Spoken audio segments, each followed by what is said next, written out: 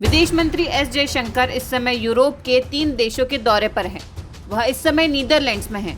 उन्होंने यहां आतंक के खिलाफ भारत के ऑपरेशन सिंदूर, आतंक परस्त पाकिस्तान और कश्मीर के मुद्दे पर चर्चा की। नीदरलैंड्स के एक अखबार को इंटरव्यू में जयशंकर ने कहा कि आतंक के खिलाफ सैन्य कार्रवाई के लिए भारत प्रशंसा का पात्र है। इसके लिए भारत की पीठ थपथपाई जानी चाहिए। उन्होंने कहा कि सीज़फायर अस्थायी समाधान है।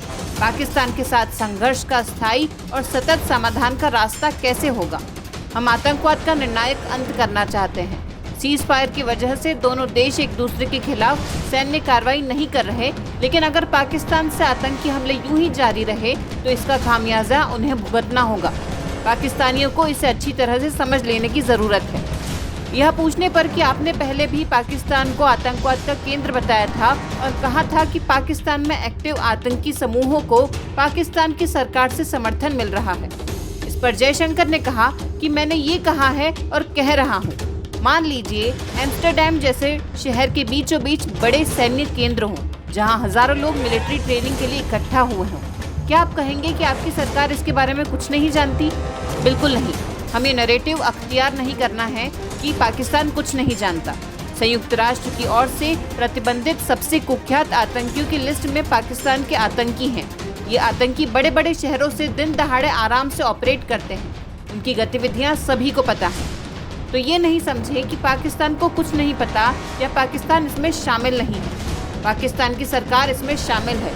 पाकिस्तान की सेना इसमें सिर से लेकर पैर तक डूबी हुई है।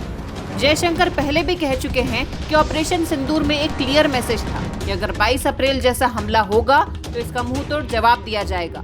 हम आतंकियों को नहीं छोड़ेंगे। अगर आतंकी पाकिस्तान में हैं तो वे जहां भी होंगे हम उन्हें नहीं बख्शेंगे। इस ऑपरेशन में एक संदेश था। फिलहाल सहमति से सीज फायर है। उन्होंने कहा कि आप कह सकते हैं कि जम्मू कश्मीर में आतंकवाद आंशिक तौर पर पूरे कश्मीर विवाद का नतीजा है। हमारे लिए आतंकवाद पूरी तरह से अस्वीकार्य अंतर्राष्ट्रीय अपराध है, जिसे किसी भी तरह न्यायोचित नहीं ठहराया जा सकता। आतंकी जम्मू कश्मीर के वाइब्रेंट टूरिज्म इंडस्ट्री को टारगेट कर रहे हैं। वे जानबूझकर हमले को धार्मिक रंग भी दे रहे हैं। वैश्विक स्तर पर इसे स्वीकार नहीं किया जाना चाहिए। और जहां तक जम्मू कश्मीर का सवाल है, यह ऐतिहासिक तथ्य है कि 1947 में भारत और पाकिस्तान के बंटवारे के बाद कश्मीर ने भारत के साथ रहना चुना। हमारा रुख है कि अवैध रूप से कब्जा किए गए क्षेत्रों के उसके सुयोग्य हुक्मरान को दिया जाना चाहिए, जो कि हम हैं।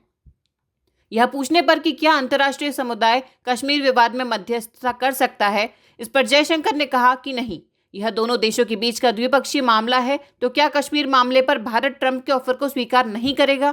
इस पर जयशंकर ने कहा कि जैसा कि मैंने कहा कि यह हम पाकिस्तान के साथ मिलकर ही सुलझाएंगे। बता दें कि प्रधानमंत्री नरेंद्र मोदी को भारत डच संबंधों को और गहरा करने के लिए इस हफ्ते नीदरलैंड्स जाना था, लेकिन भारत और पाकिस्तान के बीच तनाव की स्थिति की वजह से उन्होंने यह दौरा रद्द कर दिया था। उनकी जगह जयशंकर का नीदरलैंड्स का दौरा तय हुआ। अब पीएम मोदी इस साल के अंत में नीदरलैंड्स जाएंगे।